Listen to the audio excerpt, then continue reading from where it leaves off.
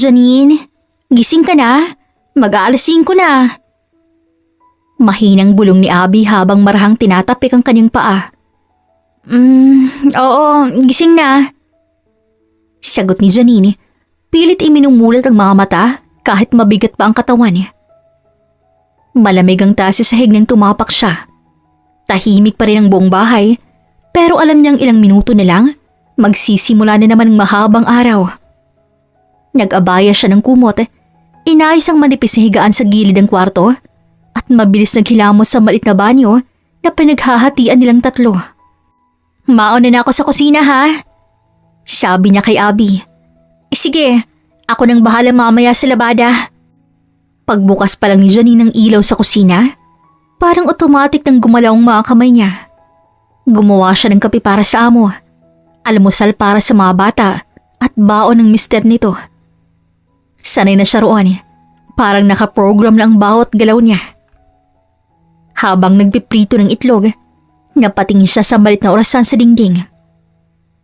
Alas 5:30 na, gising na si baby ngayon sa Pinas. Bulong niya sa sarili sabay ngiti ng bahagya. Mabilis siyang kumilos buong umaga.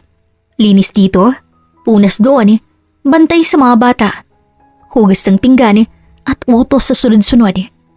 Hindi siya pwedeng pabagal-bagal. Hindi siya pwedeng magkamali. Bandang tanghali, habang nagpapahinga sandali sa likod ng kusina, inilabas niya ang cellphone niya at tinawagan ng asawang si Ramon. Ilang ring lang, sumagot ito agad. Hello, Nay? Napangiti si Janine. Oh, Tay. Kamusta kayo? Okay lang.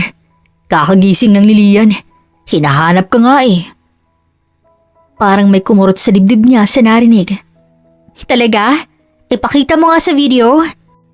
Nag-on si Ramon ng kamera at agad na lumitaw ang malit na mukha ng anak niyang si Lian na magulo ang buhok at nakapambahay pa. Mama! Sigaw nito sabay lapit sa kamera. Baby! Halos pabulong na sabi ni Janine habang pinipigilan ng luha. Kumain ka na? Hindi pa po. Gusto ko po ikaw. Natawa si Ramon sa gilid. Ay nako, ikaw lang daw ang gusto niyang kasabay. Ay, konti na lang talaga at magtatampo na ako rito sa anak mo eh. Saglit na natahimik si Janine pero pinilit niyang ngumiti. Magpapadala si mama ng chocolate ha, tsaka dress mo. Pink po. Oo, pink. Tsaka sabay mo lagi si papa dyan para di siya magtampo sa'yo. Alam mo namang nasa malayo si mama. Babawi na lang ako sa susunod. Okay po, mama. Kamusta ka naman dyan? Hindi ka naman ba pinapahirapan ng mga amo mo? Okay lang, kaya ko naman. Sagot ni Janine kahit pagod na siya. Hindi niya na kinuwento ang mga pagkakataong halos hindi na siya makaupo buong araw o yung mga gabing gusto na lamang niyang umiyak sa sobrang homesick. Ayaw niyang mag-alala si Ramon. Pasensya ka na, Nay ha. Kung hindi lang dasa nangyari sa akin. Uy, tama na yan. Hindi mo kasalanan yun. Para sa akin to. Para kay Lian. Tumango si Ramon sa kabilang linya. Miss na kita. Miss na miss ko na rin kayo. Sagot niya at this time hindi niya na napigilan ng isang luha na dahan-dahang pumatak. Naunsyami lang yun nang biglang may bumukas na pinto sa likod niya. Janine! Why are you still there? Mataray na boses ni Rebecca. Ang kapwa niya Pinay na kasama niya sa trabaho. Mabilis ang pinunasan ng luha at tumayo. Sige tay ha. Tatawag ulit ako mamaya. Oo, sige. Ingat ka dyan. Pinatay niya ang tawag, saka huminga ng malalim bago humarap. Naka-break ka ba? Ang dami pang hugasin. Sandali lang. Tatawag lang sana. Excuse me? Hindi ka binabayaran para mag-phone lang. Di porket walang nanunood sa'yo. Tatamad-tamad ka na. Tahimik namang yumuko si Janine. Sorry. Mahina niyang sabi, kahit alam niyang wala naman siyang ginawang masama. Bumalik siya sa lababo, hinawakan ng malamig na plato at nagsimulang maghugas. Sa bawat kuskos, Pilit nang binubura ang lungkot sa kanyang dibdib. Kasi bukas, gigising na naman siya ng alas 5 at uulitin na naman ang lahat para sa pamilyang iniwan niya at para sa pangarap na hindi niya kayang bitawan. 1 taon mahigit pa lamang si Janine sa Riyadh at masasabi niyang sa 1 taon na yon, nalulungkot pa rin siya at nangungulila araw-araw sa kanyang mag-ama. Hindi naman sila naghihirap sa Pilipinas. Sa katunayan, mataas ng posisyon ni Ramon sa kanyang trabaho noon. Pero dahil sa di inaasahang pangyayari, naaksidente ito dahilan para mahirapan siyang maglakad at di na muling makapagtrabaho. Kaya imbis tumunganga, naisip ni Janine na siya naman ang gagawa ng paraan para sa kanilang pamilya. Kaya heto, tutol man ang asawa noon ng mga ibang bansa siya, wala na rin tong nagawa. Kinagabihan, nasa silid na si Janine kasama si Rebecca at Abby nang magsalita si Rebecca. Next time, pag di break, huwag kayong tutunganga. Wala tayo sa Pinas. Pasalamat na lang tayo mabait ang amo natin dito. Pero di ibig sabihin nun, sasagarin nyo na. Tahimik lamang si Janine sa kama niya. Alam niyang siyang pinatatamaan ni Rebecca, pero hindi na siya sumagot dahil alam niyang kahit anong sabihin niya, siya pa rin ang lalabas na mali. Pero si Abby hindi marunong magpigil. Sino bang tumutunganga? Parang saglit lang yun eh. Palibhasa kasi ikaw, matandang dalaga ka, kaya di mo kami feel kapag namimiss namin ang mga asawa at anak namin sa Pilipinas, no? Biglang napalingon si Rebecca kay Abby. Anong sabi mo?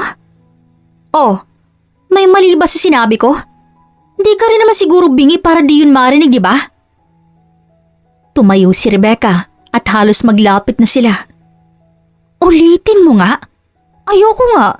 Gets mo na yon. Ano ba kayo? Mabilis na singit ni Janine. Tumayo na rin siya at pumagitna sa dalawa. Kapwa tayo Pilipino, dapat di tayo nag-aaway-away. Akala niyo ba madali dito? Kung gusto niyong magdrama, umuwi kayo. Hindi yung andito kayo tapos parang wala kayong pakalam sa trabaho ninyo. Ayaw niyong mapagsabihan eh. Wala kaming pakialam? Ha? Grabe ka naman. Sandali lang kaming huminga, uy. Bawal na bang huminga? Daig mo pa si madam eh. Hindi naman din 1 oras ang nilaan namin para kausapin ang pamilya namin sa Pilipinas. Ilang minuto lang yun. Ma-issue ka masyado eh. Namimiss lang namin ang pamilya namin. Hindi ba pwede yun? Kung gusto mong umiyak, gawin mo sa oras na walang maaapektuhan. Lalo na pag oras ng trabaho. Walang naaapektuhan? Oo nga pala. Affected na affected ka eh. Apektado ka masyado. Abby. Mahinang saway ni Janine sa kaibigan. Alam mo, kaya kayo nahihirapan eh. Kasi dinadal yung emosyon sa trabaho ninyo. Di nyo pala kayang mawali sa pamilya nyo. Sana di na lang kayo pumunta rito. Hindi kami robot, no?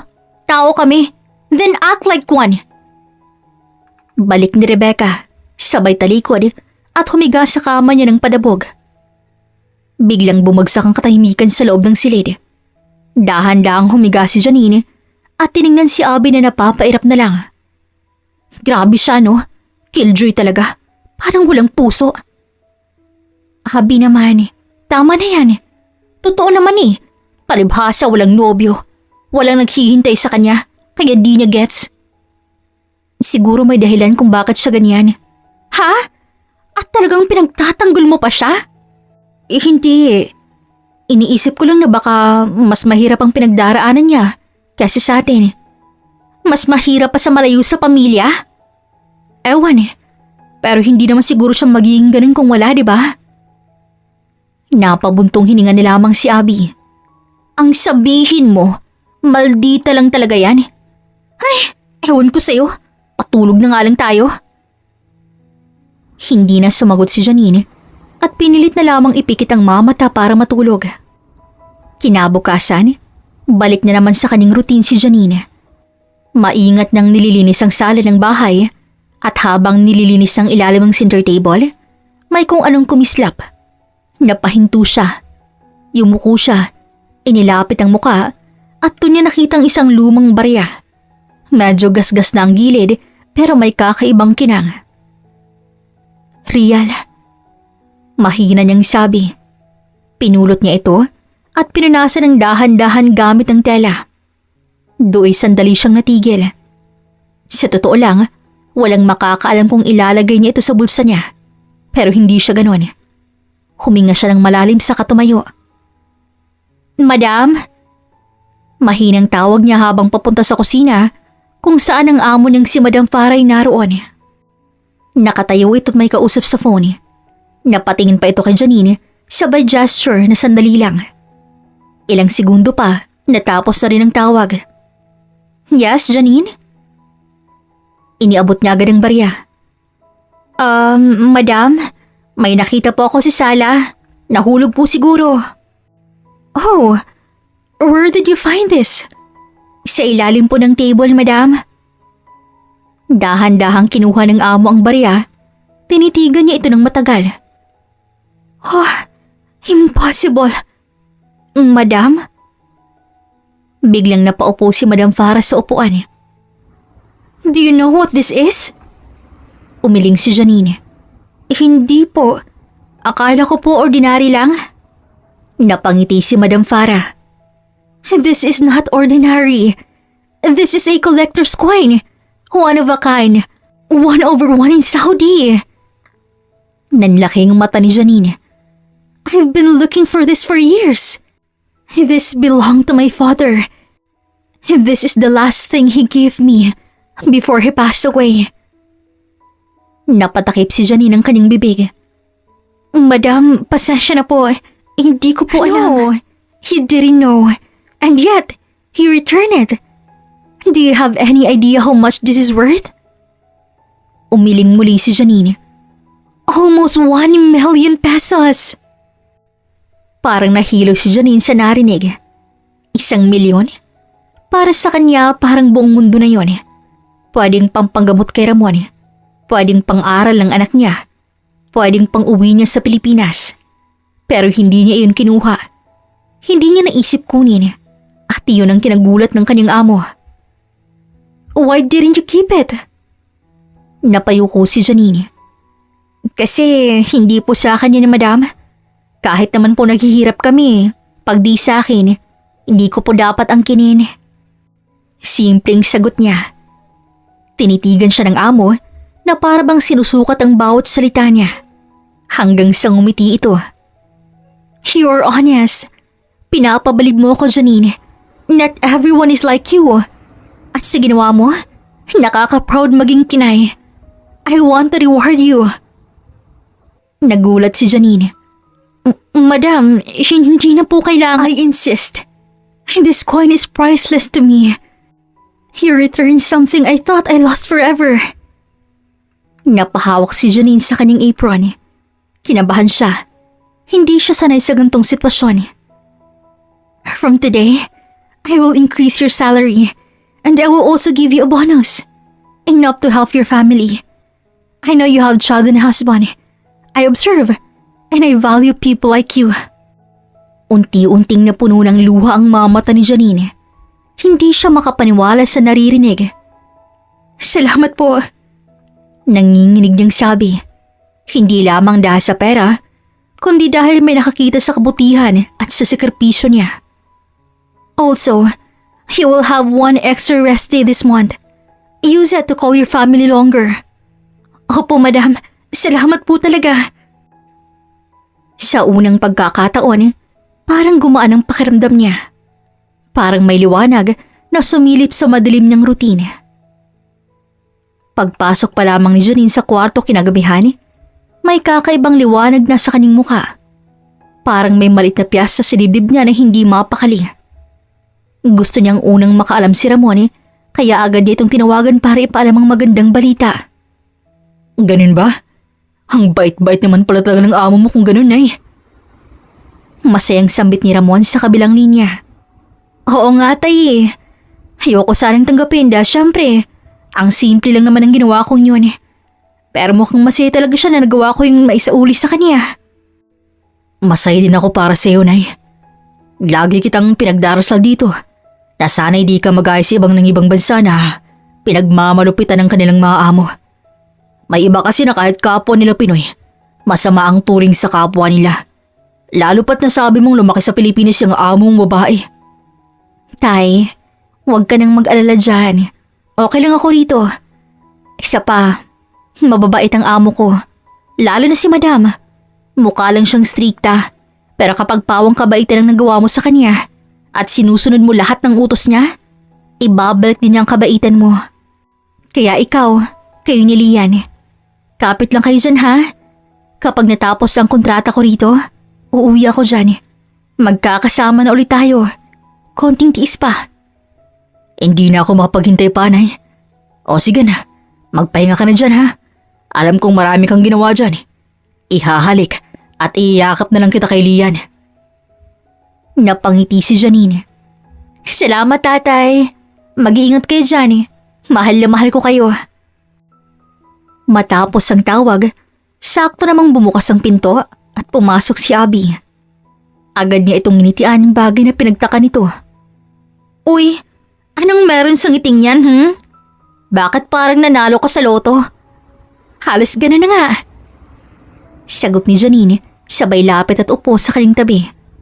Ha? Ano yun? Hindi na nga niya napigilan. Kinuwento niya lahat sa kaibigan. At habang kinakwento nito iyon, kitang-kita niya ang saya sa mukha ni Abby. Tapos sabi niya, 1 million pesos daw yun. Grabe no? Ano? 1 milyon? Alam mo, para sa'yo talaga ang biyayang to eh. Kasi isipin mo, ang tagal na pala niyang hinahanap yun. Tas ikaw pa mismong nakakita. Ang galing talagang kumilos ni Lord, no? Deserve mo ang lahat ng yan, Janine. Kasi kung ibang tao pang nakakita nun, baka di na ibalik. Bakit ko naman hindi ibabalik? Hindi naman sa akin yun eh.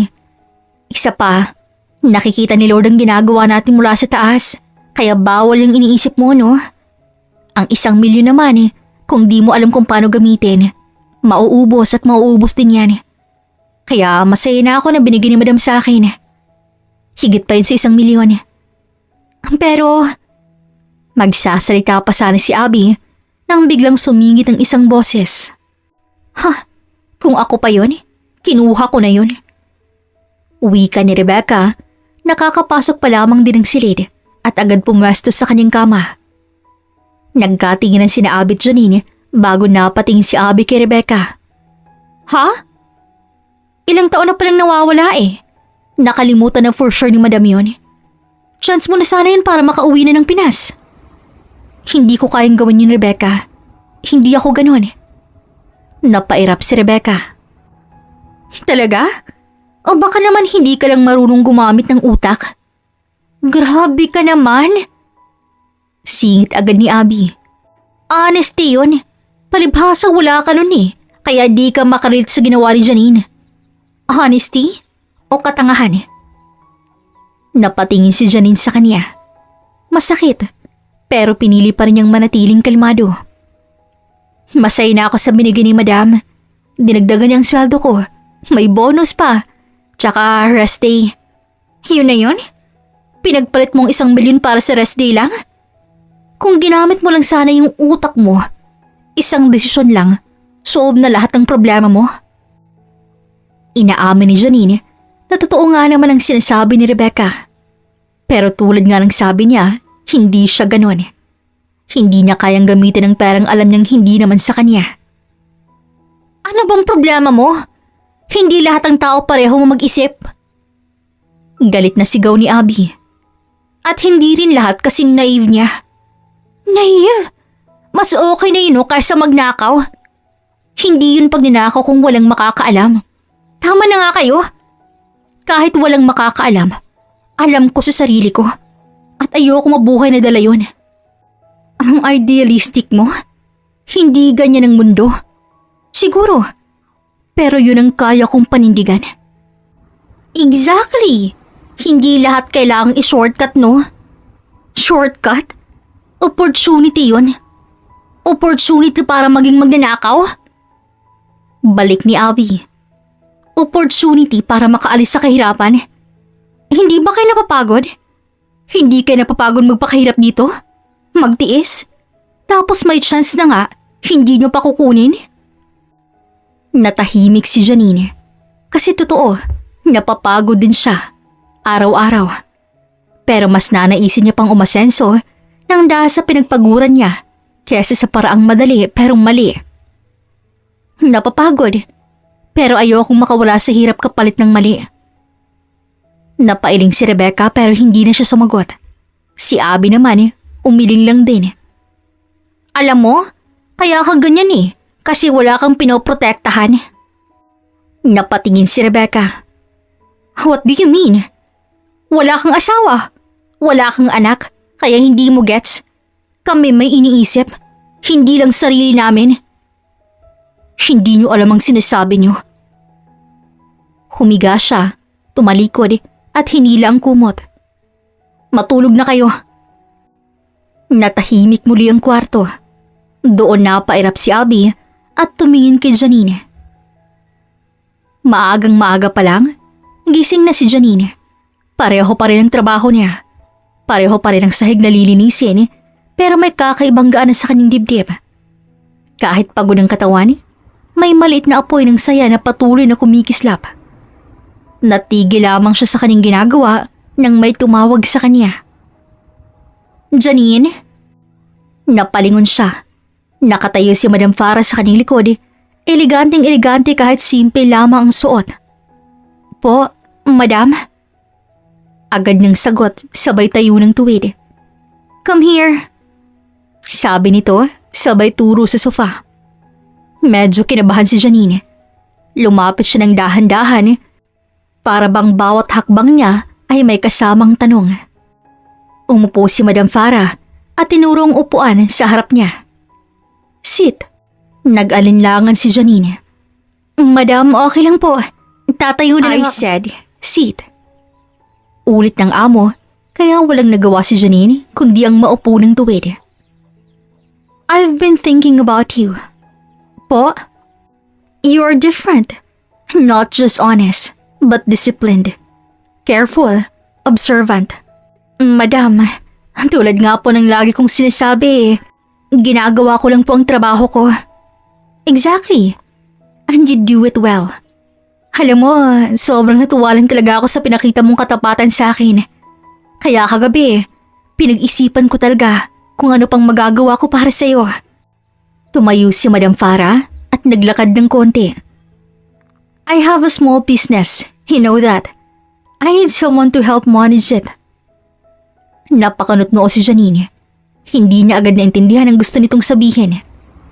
Humarap si Madam Farah sa kanya. I want you to be my supervisor there. Parang biglang huminto ang mundo ni Janine sa narinig. Madam, ako po? Yes. Pero hindi po ako marunong. High school lang po ang natapos ko at wala po akong experience sa ganon. Experience can be learned. Character cannot. Hindi lang yan. I will also support your studies. Business management. Part-time. Madam, sobra na po yan. Para lang po sa isang riyal. Sobra-sobra na po ang binigyan niyo sa akin kahapon. Umiling si Madam Farah. No, not for the coin. It's for your honesty. For your integrity. For being someone I can trust. Ma'am, hindi ko po alam kung kaya ko. Baka po magkamali ako. Then you learn, and I will guide you. Pero, Madam, Janine, how long do you plan to stay like this? Natahimik siya. Hindi siya nakasagot agad. Kasi ang totoo, hindi niya alam. You came here for your family. This is an opportunity to give them more. And not just money, but a future. Lalo na sa anak mo. Alam ko nun po yun, Madam. Pero hindi po ba masyado akong maliit para sa ganon? Ngumiti si Madam Farah. Everyone starts small. Even my father. And the same father who owned that coin. He built everything from nothing. At nakita kong parehong sipag sa'yo. Unti-unting napuno ng luha ang mga mata ni Janine. Hindi dahil sa lungkot, kundi dahil may naniniwala sa kanya.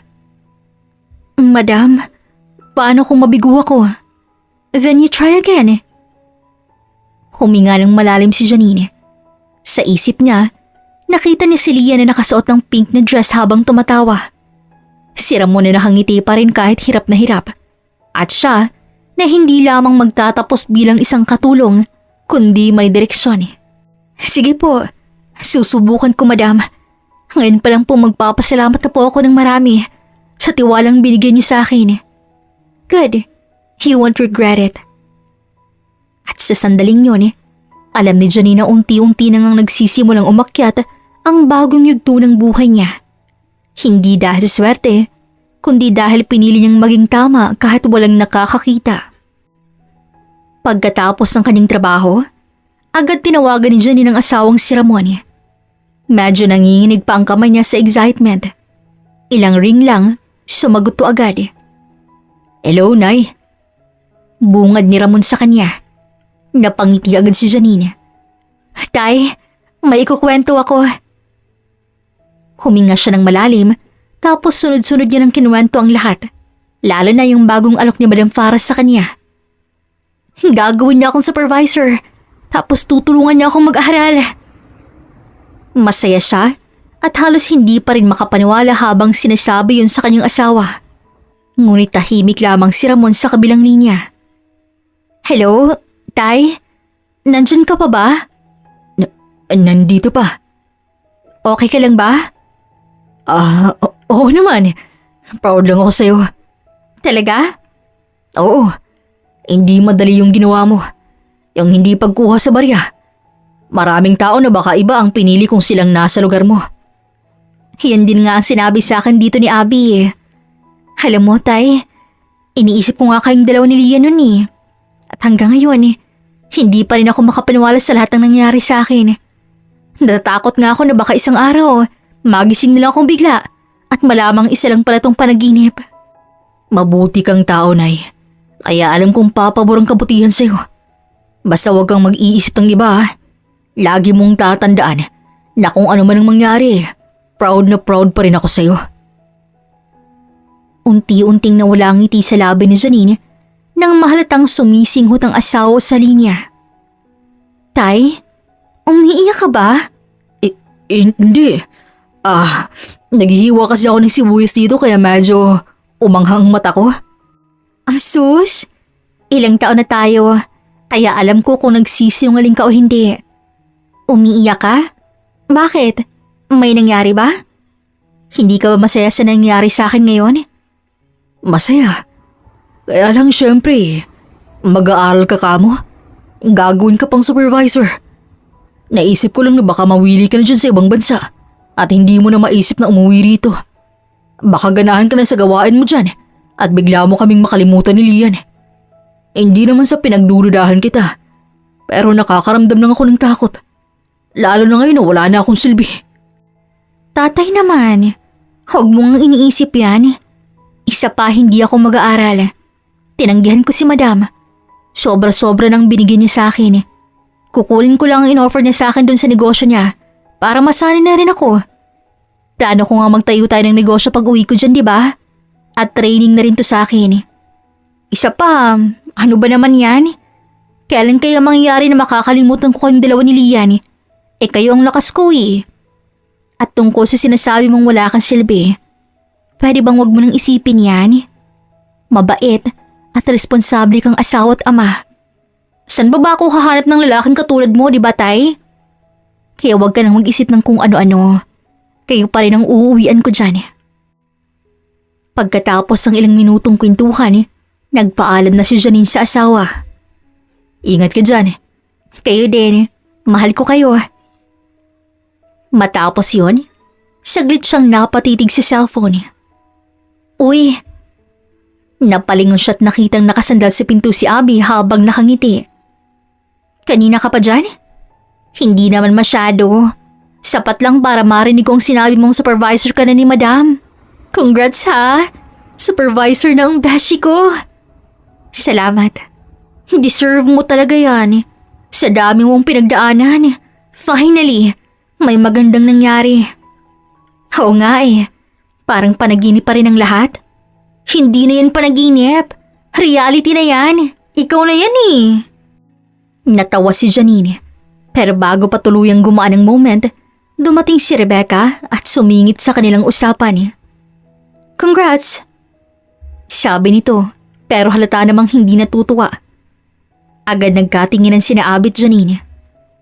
Pero lahat ng binibigay ni Madam, sure akong may kapalit. Napakunot noo si Abby. Ano na naman yan?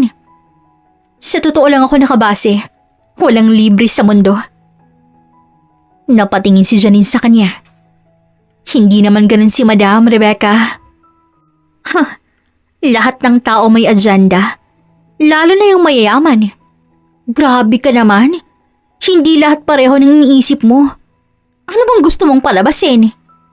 Simple lang. Di ka ba nagtataka kung bakit sobrang bait ni Madam sa'yo para ibigay ang lahat ng yan? I mean, yes. Sabihin na nating masaya siya na nakita mo ang barya na matagal niya nang hinahanap.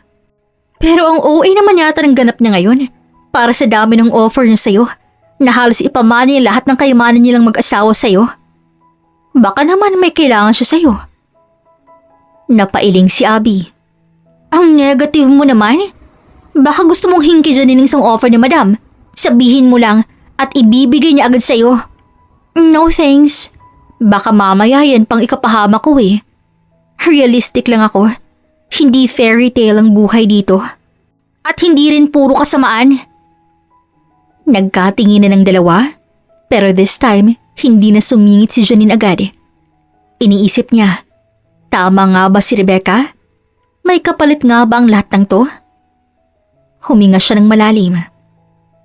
Kung may kapalit man, handa akong paghirapan yun, basta hindi mali. Basta, eto lang masasabi ko sa'yo. Mag-ingat ka. Sabay talikod. Hindi tuloy malinaw kay Janine kung babala ba yun o concern lamang sa kanya. Napatingin si Abby kay Janine. Huwag mo siyang pakinggan. Bitter lang yun. Inggit lang yun kasi di siyang nabigyan ng gantimpala ni Madam. Ayan ang resulta sa mga maldita eh. At tinutuloy na kakumpetensya ang katrabaho. Napangiti na lamang si Janine bilang tugon.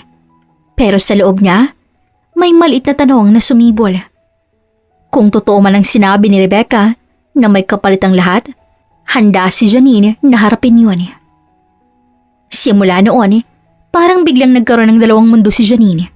Sa umaga, siya pa rin yung dating Janine. Naglilinis, nag-aasikaso, tahimik na kumikilos sa bawat sulok ng bahay. Pero pagdating ng hapon, iba na. Nasa butik na siya. Nakasuot ang maayos, may hawak na listahan, nagbibilang ng stocks, at nakikipag-usap sa customers. Sa salamin minsan napapatigil pa rin siya. Ako ba to? Bulong niya minsan habang inaayos ang display ng mga damit. Hindi siya sanay sa ganon, pero natuto siya ng mabilis. Janine, check the new arrivals. Utos ni Madam Farah isang araw. Yes, Madam. Agad yung sagot, sabay kuha ng mga kahon. Dati kinakabahan siya sa bawat galaw dahil baka magkamali siya, baka may masira. Pero ngayon, medyo kampante na siya.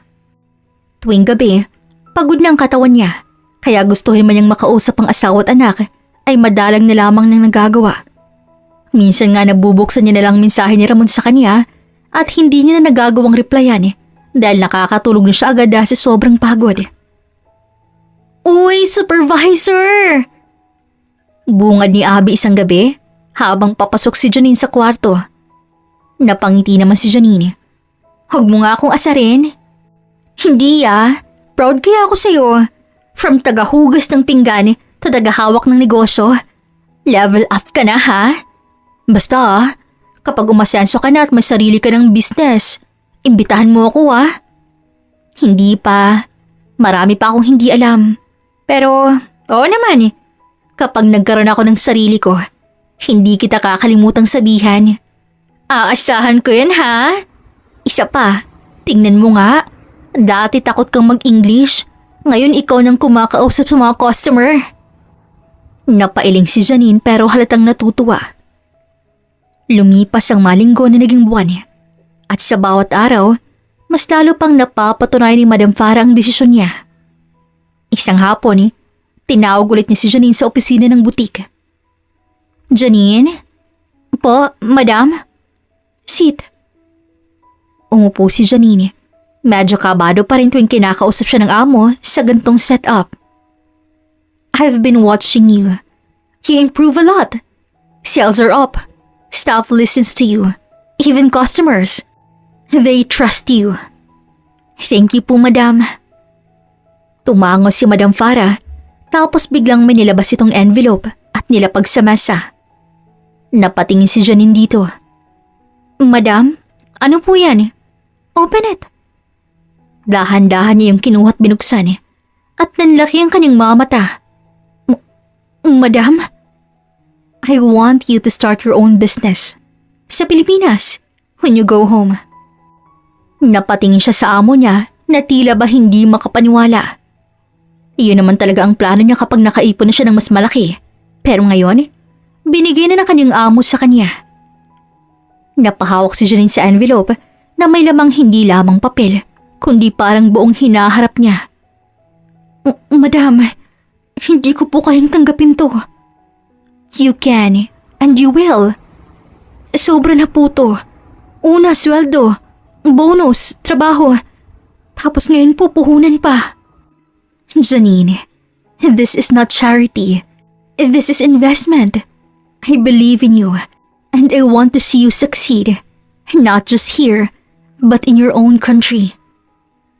Madam, hindi ko po alam kung paano magpasalamat. By succeeding, that's enough. Kinagabihan, halos hindi mapakali si Janine. Pagpasok niya sa kwarto, agad siyang nilapitan ni Abby. Ano na naman yan? Bakit parang nanalo ka ulit? Biro nito. Hindi na napigilan ni Janine, kinuwento niya lahat. At habang nagsasalita siya, parang hindi pa rin siya makapaniwala sa sariling kwento. Girl, hindi ka na talaga basta OFW. Future businesswoman ka na. Kay Tams, plano mo pa lang yan eh. Pero may puhunan ka na agad. Malaki na talagang tiwala niya sa'yo. And I'm sure sa mga pinapakita mo, tiyak kung napahanga mo talaga si Madam. Yayamanin ka na talaga, girl. Natawa si Janine. Sa gabing yun, habang nakahiga siya, hawak ang envelope sa kanyang dibdib. Hindi na lang siya basta nangangarap. May plano na. May direksyon na. Mula sa isang simpleng katulong sa Riyadh, unti-unti niya nang nakukulay ng lahat ng plano sa kanyang isipan. Ngunit sa kabila niyon, hindi lahat ng ngiti sa bahay na yun ay totoo. At hindi lahat ng tao sa paligid ni Janine ay masaya, lalo na si Rebecca. Tahimik na siya sa mga nakaraang linggo. Hindi na siya masyadong sumasabat. Hindi na rin ganon katalas magsalita. Pero ang katahimikan niya ay hindi kapayapaan. Habang si Janine ay unti-unting umaangat, si Rebecca naman ay parang naiwan sa parehong lugar. Isang gabi, habang nakahiga sila, narinig niya pang mahihinang tawanan ni Janine at Abby. Tahimik lamang si Rebecca sa kabilang kama habang nakatalikod. Pinikit niya ang kanyang mga mata pero hindi para matulog, kundi para pigilan ang kung anong kumikirot sa kanyang dibdib. Bakit siya? Pareho lang naman kami ah. Pareho kami naghirap. Bulong niya sa kanyang sarili. Unti-unting napahigpit ang hawak niya sa kumot. Hindi lang inggit ang nararamdaman niya, may halong galit din. At higit sa lahat, takot. Takot na maiwan. Takot na habang ang iba'y umaangat, siya mananatili. Hating gabi, tahimik na ang buong kwarto. Dahan-dahang iminulot ni Rebecca ang mga mata niya. Umupo siya ng maingat at hindi gumagawa ng ingay. Tumingin siya sa kabilang kama. Si Abby, mahimbing na ang tulog. Si Janine, ganun din. Bumaba siya at lumapit sa kama ni Janine. Doon niya nakita ang cellphone nasa ibabaw lamang ng una nito. Huminga siya ng malalim, tapos dahan-dahang kinuha ang cellphone nito. Kabado man pero wala siyang pakialam. Desidido na siya sa gusto niyang gawin. Binuksan niya ang phone at maswerte naman siya dahil wala yung lock. Binuksan niyang contacts at hinanap ang numero ng asawa nito. Nang makita, ay agad niya yung kinopya sa kanyang sariling cellphone. Samantala, sa kabilang dulo ng mundo, sa maliit na bahay sa Pilipinas, nag-ring ang phone ni Ramon. Napakunot noo siya nang makitang unknown number ang nasa screen, pero sinagot niya pa rin. Hello? Tahimik muna sa kabilang linya hanggang sa may babaeng nagsalita. Si Ramon ba to? Oo. Ako nga. Bakit? Sino po sila? Alam mo ba, ang asawa mo, nag-asawa na ng mayamang Arabo dito. Parang may sumabog sa tenga ni Ramon sa narinig. Ha? Sino to? Hindi na mahalaga kung sino ako. Ang mahalaga, malaman mong niloloko ka. Hindi. Hindi totoo yan. Talaga? Bakit biglang umasenso na siya rito? Bonus? Promotion? O baka di pa niya nasasabi sentong ko sa puhunan? Sa tingin mo may amo bang basta lang bibigay ng ganon? Gumising ka nga. Hindi ganon si Janine. Hindi mo alam kasi malayo ka. Lahat ng sinasabi niya, yun lang ang naririnig mo. Napahigpit ang hawak ni Ramon sa phone. Alam niyang tungkol sa bonus ng asawa sa pagiging supervisor nito. Pero ang puhunang sinasabi ng babaeng kausap niya ngayon, wala siyang ideya roon. Bakit mo ginagawa to? Para malaman mong totoo. Hindi lahat ng kwento niya totoo. Hindi ako naniniwala sa'yo. Sino ka ba ha? Mabait ang asawa ko, kaya alam kong wala siyang kaaway dyan sa Riyadh. Sino ka? Bakit mo siya sinisiraan sa akin? Okay, mag-isip ka na lang. Bakit bigla siyang may pera? Ano bang kapalit nun? Ano yun? Sobra siyang pinagpala para makuha lahat ng yun? Na hindi na nga siya nakakasagot sa tawag at text mo, diba? Kasi hindi ka na niya kailangan. Sino ka ba naman kumpara sa mayabang Arabong nakilala niya rito? Kung ikaw ang pipiliin niya, tatanda siyang kakayod para sa inyo. Kung ang Arabo naman ang pipiliin niya, buhay rin na siya. Well, kung ako rin naman sa kanya, hindi na rin ako mag-iisip ng matagal, no? Obvious naman kung sinong pipiliin ko eh. Isa pa, dapat ikaw ang bumubuhay sa pamilya niyo, hindi ang babae. Pasalamat ka nga't mabait pa ako eh, na sinasabi ko sa'yo ang totoong nangyayari dito. Kung siya walang konsensya para lokohin ka, ako, meron. Hindi na tinapos si Ramon ng iba pang sasabihin ng babae at pinatay na ito ng tawag. Nanginginig ang kanyang kamay habang hawak ang phone. Nagtipa siya ng mensahe kay Janine pero kalaunan, binura niya rin yun at naisip na hindi na isend. Sa isip niya ay kung sino man ang babaeng kausap niya, may punto ito. Wala siyang silbi. Ni hindi nga niya mapanindigan ang pagiging padre de pamilya dahil sa nangyari sa kanya. Sa mga sumunod na araw, hindi agad napansin ni Janine ang pagbabago ng asawa niya sa kanya. Sa unang araw na hindi sumasagot si Ramon sa mga tawag niya, iniisip niyang baka busy lang. Baka may ginagawa sa bahay, baka may pinuntahan, baka mahina ang signal. Lahat ng baka naisip niya na. Later na lang ako tatawag. Bulong niya sa kanyang sarili habang nag-aayos ang paninda sa butik. Pero ng gabing yun, tinawagan niya muli. Ring lamang ng ring pero walang sagot. Napakunot noo siya kaya agad siyang nag-text. Tay, okay lang kayo dyan? Miss ko na kayo. Tawag ka pag free ka ha? Kinabukasan, mas maaga pa siyang tumawag. Pero ganun pa rin, walang sagot. Hindi na siya mapakali. Kaya kahit nasarap siya ng customers, kahit may kausap, may bahagi ng isip niyang nasa Pilipinas. Janine? Napalingon siya. Si Madam Farah yun. You're distracted. Sorry po, Madam. Everything okay? Opo, okay lang po. Pagdating ng break time, agad siyang tumawag ulit. Pero wala pa rin. Tinawagan niyang kapitbahay nila sa Pilipinas. Hello ate, nandyan po ba si Ramon sa bahay? Hindi ko alam ihay. Hindi ko siya nakikita ngayon. Baka nasa loob lamang ng bahay ninyo. Gusto mo bang puntahan ko? Huwag na po. Nakakaya naman po sa abala. Salamat na lang po.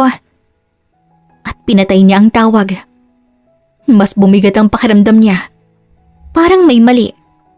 Sinubukan niyang tawagan ng kapatid ni Ramon.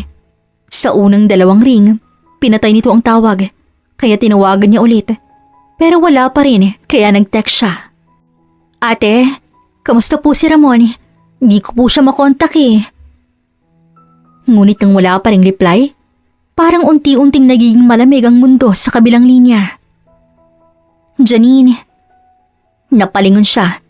Si Abby nakatingin sa kanya na halatang napapansin ang pananahimik at pagkabalisa niya. Ayos ka lang? Hindi kasi sumasagot si Ramon eh. Pati pamilya niya parang umiiwas. Ha? Bakit naman? Nag-away ba kayo? Hindi. Okay naman kami last na usap namin. Baka may problema lang. Baka busy.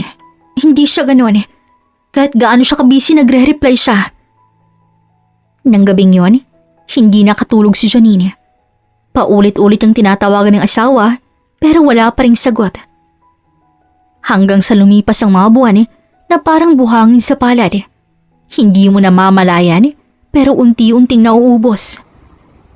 Para kay Janine, bawat araw pareho pa rin ang galaw. Pero hindi na pareho ang pakiramdam. Sa umaga, maaga pa rin siyang gumigising. Maayos ang benta. Maayos ang trabaho. Perpekto sa paningin ng iba. Pero sa loob niya, may lamat na hindi niya matakpan.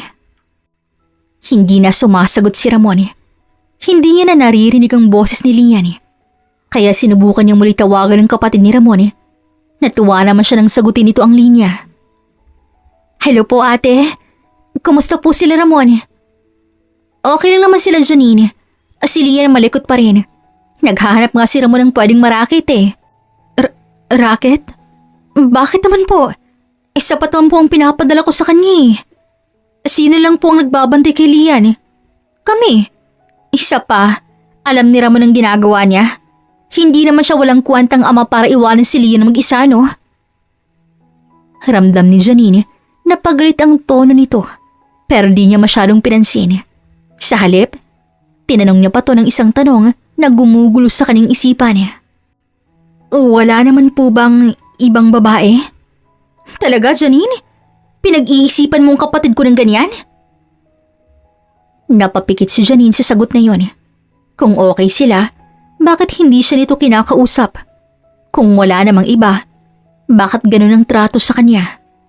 Parang may pader na hindi niya makita, pero ramdam na ramdam niya. Matapos ang tawag, agad siyang napabuntong hininga. Janine, ganun pa rin ba? Tanong ni Abby. Wala pa rin eh. Alam mo, hindi na normal yan. Baka may nangyari. Hindi naman pwedeng bigla na lang siyang naging ganon. Yun na nga eh. Hindi ko alam kung anong mali ko. Abby, natatakot ako. Baka may nangyari sa kanila o baka... Uy, huwag kang mag-isip ng ganyan. Di ba sabi ng kapitbahay nyo, okay naman sila? Oo, pero hindi ko maiwasang mag-alala eh. Yung ate niya parang pinariringgan pa ako. Hindi ko na alam ang gagawin ko. Hindi ako mapakali. Kinabukasan, nasa butik si Janine. Nakatingin siya sa mga damit, pero wala sa harap ang isip niya. Bumalik lamang siya sa wisyo nang biglang nagsalita si Madam Farah. Janine, come with me. Pumasok sila sa maliit na opisina. Sit. Naupo si Janine. Pinagmasdan siya ni Madam Farah. You are not okay. Madam, pwede po ba ako magpaalam? What do you mean? Tatapusin ko na lang po yung 2 months na natitira sa contract ko. Tapos uuwi na po ako ng Pilipinas. Why? Hindi ko na po kasi kaya. Hindi ko na po makontak ang pamilya ko. Hindi ko alam kung anong nangyayari sa kanila. Madam, natatakot po ako. Sa lahat ng ginagawa ko dito, para sa kanila po yun. Pero ngayon parang nawalan ako ng lakas. Hindi ko alam kung anong nagawa ko. Hindi ko po kayang ipagpatuloy ito. kung hindi ko alam kung okay pa ba kami. Gusto ko pong umuwi para malaman ang totoo. I understand. I won't stop you. Family comes first. Pero, are you sure you want to give up everything you've built here? Mas mahalaga po sila, madam. Aanhin ko pa po ang kayamanan at pera kung mawawala naman sila. Ngumiti si Madam Farah. Then, finish your contract and go home. Thank you po. Maingay ang airport sa Riyadh.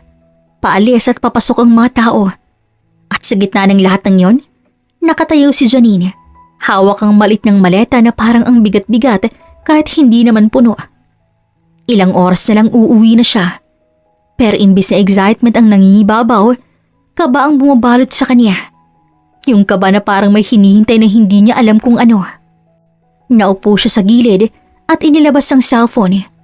Tinawagan niya muli si Ramon. Nagring to saglit pero agad ding naputol. Nag-type siya ng message.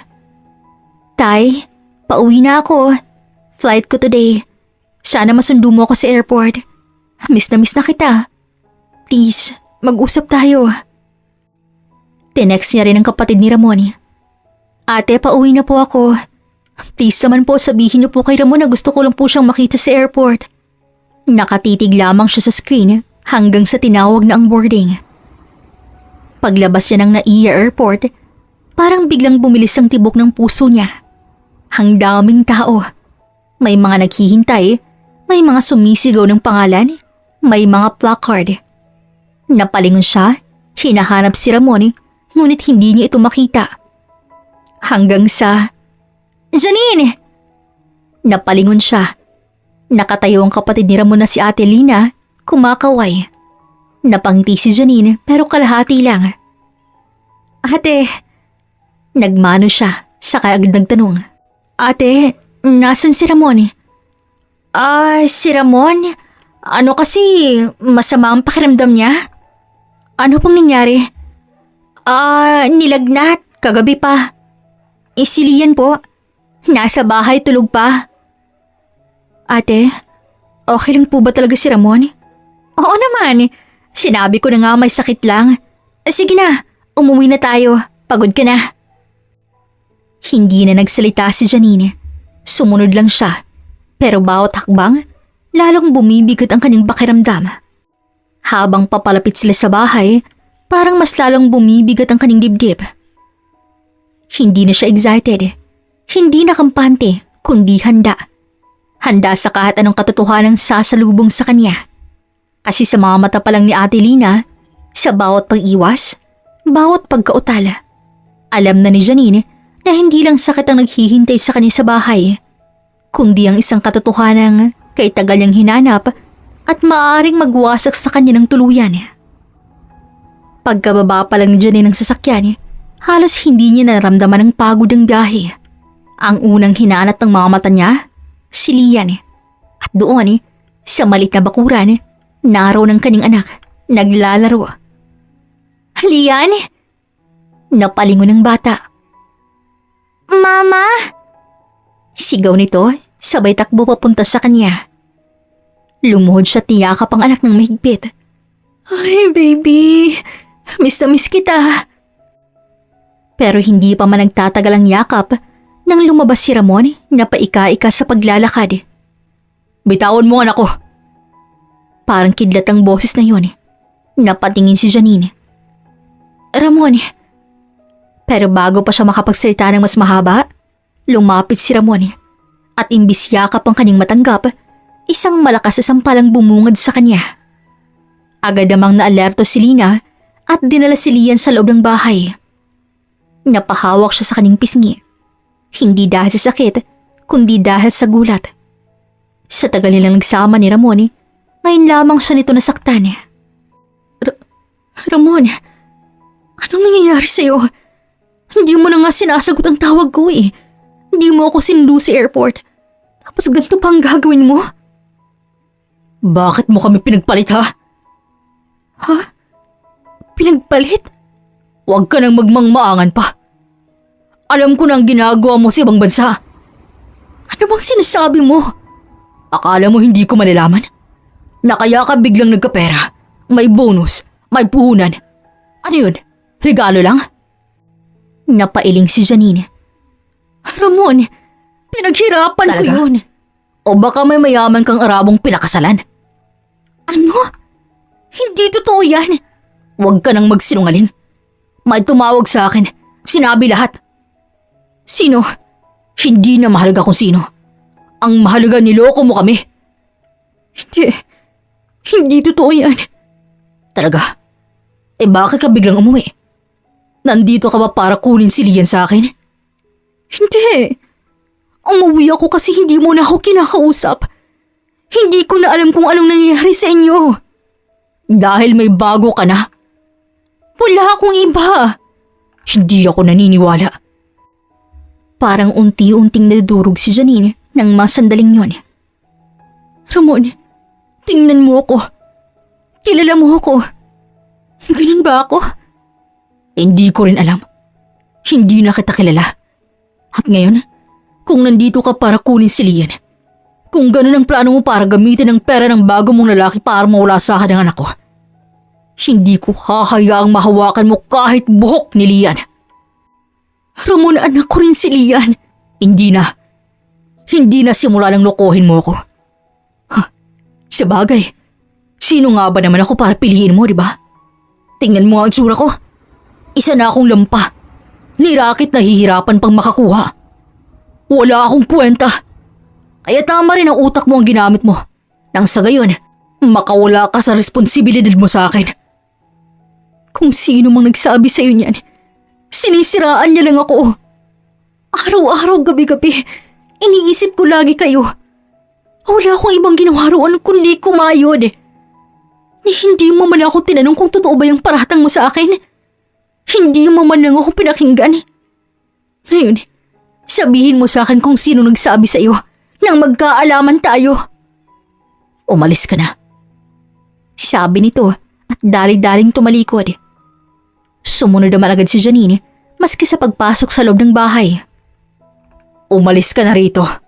Hindi ako aalis hanggat hindi tayo nag-uusap ng maayos. Wala tayong dapat pag-usapan. Meron. Pamilya tayo. Asawa mo ako. Ramon, pakinggan mo naman ako. Wala akong ginagawang masama doon. Nagtrabaho ako. Nagtiis ako. Para sa'yo. Para kay Lian. Para sa bago mong buhay. Huwag mo kong gawing tanga. Sigaw ni Ramon, sabay suntok sa mesa. Anong pruweba mo? Ni hindi mo man lang ako kinumpronta o kinausap. Mas pinili mong paniwala ng isang taong hindi mo naman pala kilala. Lahat ng nakuha ko doon, pinaghirapan ko yun. Totoo? O regalo ng lalaking kinakasama mo? Ramon, ganun ba kababa ang tingin mo sa akin? Ano pa bang gusto mong marinig, ha? Naniniwala na lang ako basta? Na wala akong dahilan? Oo! Kasi hindi mo ako kilala kung ganun. Kung kilala mo ako, alam mong hindi ko kayang gawin yun. Alam mong kahit anong hirap, hindi kita ipagpapalit. Hindi ko ipagpapalit ang pamilya ko. Hindi ko na alam. Galit na galit ako sa sarili ko. Hindi ko magawang gampanan ng pagiging asawa at padre de pamilya sa tahanang to. Naisip ko, dahil ba wala na akong kwentang lalaki, kaya mo ako pinagpalit? Simula nung aksidente, hindi na ako makapagtrabaho. Hindi na ako makapagbigay. Ikaw nang umalis. Ikaw nang nagtaguyod. Yun ang kinatatakutan ko dyan na makalimutan mong mahal na mahal kita dahil sa karangyaang makukuha mo doon. Para ako nabasag ng paulit-ulit. Ramon, hindi ako nagbago. Lumaban lang ako. At kahit kailan hindi ko naisip na wala kang kwentang padre de pamilya. Kasi kung wala ka, kulang ang lakas ko. Kung wala ka, hindi ako magiging ganito. At hindi ko nakakalimutang mahal mo ko. At hindi ko rin nakakalimutang mahal na mahal ko kayong dalawa ni Lian. Mamatay man ako, yun ang hindi mangyayari. Hindi ako nagloko. Walang ibang lalaki. Walang mayamang Arabo. Ikaw lang. Kung may nagsabi sa iyo, sabihin mo kung sino. Harapin natin. Pero wag mo akong husgahan ng hindi mo ako pinapakinggan. Napahinga ng malalim si Ramon. Hindi ko na alam kung sinong paniniwalaan. Maniwala ka sa akin, kasi ako ang asawa mo. Ipakita mo sa akin ang number ng tumawag sa iyo. Nang kumalma na ito, ay doon niya dahan-dahang kinuha ang cellphone niya. Hinanap ang call log at pinakita kay Janine. Eto. Kinuha ni Janine ang phone at doon, nanlaking mata niya nang makumpirmang numero yun ni Rebecca. Ang totoo niyan nang sabihin pa lang ni Ramon kanina na may nagsabi sa kanya, si Rebecca na agad ang pinaghinalaan niya. Biglang kumulo ang kanyang dugo. Sinasabi ko na nga ba? Sino yan? Si Rebecca. Kasama ko sa bahay sa Riyadh. Siya lang ang may alam ng detalye ng buong buhay ko roon, maliban kay Abby. Siya lang ang pwedeng magsabi ng ganito. Na siya lang naman ang laging may sinasabi tungkol sa akin At patutunan ko siyang sinungaling siya. Mabilis siyang tumayo at kinuha ang bag niya. Halos nanginginig ang kamay niya habang hinahalukoy ang laman. Isa-isa niyang nilabas ang mga dokumento, mga papel, mga resibo at ang puhunan na binigay ni Madam Farah sa kanya. Wala akong tinatago. Wala akong ibang lalaki. Lahat ng meron ako, pinaghirapan ko. At para mas maniwala ka pa, tatawagan ko si Abby. Yun nga ang ginawa niya. Sinagot naman ito agad ang linya. Hello? Abby, kailangan kong sabihin mo ang totoo. Ha? Anong nangyari? Nasa bahay mo na ba ikaw? Nag-usap na ba kayo ng asawa mo? Pinaliwanag ni Janine ang lahat sa kaibigan at maski ito'y nagulat din sa paratang ni Rebecca kay Janine. Kuya, ako nang nagsasabi. Walang ibang lalaki si Janine. Lahat ng sinasabi niya sa'yo totoo. Nandun ako. Nakita ko kung paano siya nagtrabaho at kung paano niya nakuha ang lahat ng yon gamit ng katapatan at sipag niya. Si Rebecca naman, huwag kayong mag-alala. Sasabunutan ko yun mamaya. Inis na talaga ako sa bruhang yun Level up ng inggit sa katawan. Matapos may paliwanag ni Abby kay Ramon ang lahat, doon na napaupo si Ramon. Para siyang nawalan ng lakas sa narinig. Tiniis niyang di kausapin ang asawa dahil lamang nalaso ni Rebecca ang kanyang utak. Nagawa niya pa itong saktan. Kaya agad ang niyakap si Janine habang iyak ng iyak. Sorry, Nay. Sorry dahil ginawa ko yun sa'yo. Hindi kita pinakinggan. Sinaktan kita. Tinaboy. Pinaniwalaan kong kasinungalingan kaysa sa'yo. Nang mga oras na yun kasi, naisip kong tama lahat ng sinasabi niya. Nawala akong kwenta. Na imbis ako nagdadala sa pamilya natin, ikaw tong nagsasakripisyo sa malayo. Tay, lahat ng sinasabi ng babaeng yun, kakulangan lamang sa kanya. Hindi yung totoo. Kasi mas kilala kita kaysa sa kanya. Isa pa, kahit sino pa yan, kahit si Lee Min Ho pa yan, ikaw pa rin ang pipiliin ko. Hahayaan ko na lang ang karamang magbalik sa ginawa ni Rebecca sa akin. Hindi na ako gaganti. Ang importante, andito na ako. Okay na tayo. At hindi na tayo magkakahiwalay pa. Lumipas ang mga buwan at dahan-dahang naghilom ang lahat ng sugat. Hindi naging madali para kina Janine at Ramon ang lahat. May mga araw na tahimik sila. May mga gabing magkatabi pero parang may bagitan pa rin. May mga sandaling nagkatitigan sila at pareho nilang naaalala ang araw na muntik nang masira ang lahat. Pero pinili nilang ayusin. Hindi dahil madali, kundi dahil mahalaga. At kasabay ng paghilom ng pamilya, nagsimula rin silang magtayo ng pangarap nilang negosyo. Isang maliit na shop. At kahit maliit lamang yon, sa mga mata ni Janine, hindi lang to negosyo, kundi simbolo ng pagtsatsaga, ng sakripisyo at ng katotohanan. Isang hapon, mag-isa si Janine sa loob ng shop. Nakatayo siya sa gitna, hawak ang listahan ng mga kailangan pa. Minsan napapangiti siyang mag-isa. Hindi ko akalaing aabot ako rito. Bulong niya at napapatingin sa paligid. Dati, nangangarap lang siya. Ngayon, hinahawakan niya na. Hanggang sa hindi niya napansing may pumasok at biglang yakapin siya mula sa likod. Napahinto si Janine pero hindi na siya nagulat. Kilalang kilala niya ang yakap na yon. Tatay. Mas humigpit ang yakap nito na parang ayaw siyang pakawalan. Pasensya na. I'm sorry sa lahat. Sa hindi ko pakikinig. Sa paniniwala ko sa iba. Sa pananakit ko sa'yo. Alam kong okay na tayo pero pakiramdam ko. Nandun pa rin ang guilt habang naaalala ko yun eh. Hindi ko alam kung paano ako makakabawi. Dahan-dahang humarap si Janine. Mahal na mahal kita, Nay. At halos mawala ka sa akin dahil sa sarili kong kahinaan. Ramon, oo, hindi madaling kalimutan yun. Yung sakit. Yung araw na tinaboy mo ako. Yung hindi mo ako pinakinggan. Pero pinili kong bumalik dahil gusto ko. At eto nang bagong yugto ng buhay natin. Hindi na tayo magkakawalay pa. Gusto kong buuin ulit to. Para sa atin. Para kay Lian. At hindi ko sasayangin yun. Simula ngayon, ikaw ang paniniwalaan ko. Kahit anong mangyari. Kasabay ng pagbubukas ng shop ay parang pagbubukas din ng bagong pahina ng buhay nila bilang pamilya. May amoy pa ng kahoy at bagong pintura pero punong-puno ng sigla sa loob.